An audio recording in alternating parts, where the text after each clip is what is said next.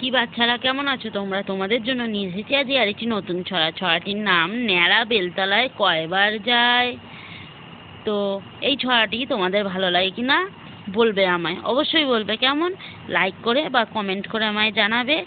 আর চ্যানেলটি কিন্তু অবশ্যই সাবস্ক্রাইব করে দেবে। কেমন? তো চলো শুরু করা যাক। রোদে রাঙা ইটের পাঁজা, তার উপরে বসলো রাজা। ঠোঙা ভরা বাদাম ভাজা খাচ্ছে, কিন্তু গিলছে না। গায়ে আটা, গরম জামা, পুড়ে পিঠ হচ্ছে ঝামা।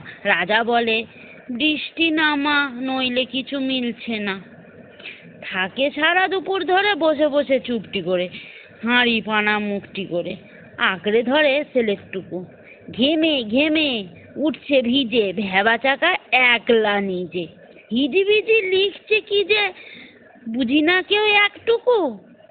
ঝাঁ ঝাঁ করে রোদ আকাশে, আকাশ জুড়ে মাথার উপর।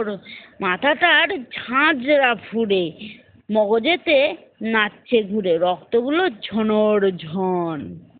ঠাটা পোড়া রোদ দুপুরে, দিন দুপুরে রাজা বলে, আর বাঁচি নে, ছুটে আন বরফ কিনে।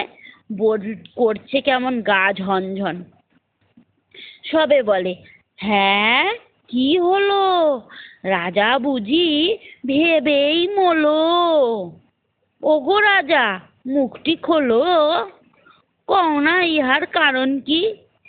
রাঙা মুখ পানসে যেন, তেলে ভাজা আমসি হেন। রাজা এত ঘামছে কেন? শুনতে মোদের বারণ কি? রাজা বলে, কেই বা শোনে যে কথাটা ঘুরছে মনে। মগজের নানান কোণে আনছি টেনে বাইরে তাই। সে কথাটা বলছি শোনো, যতই ভাবো যতই গোনো, নাহি তার জবাব কোনো, কুল কিনারা নাই রে হায়।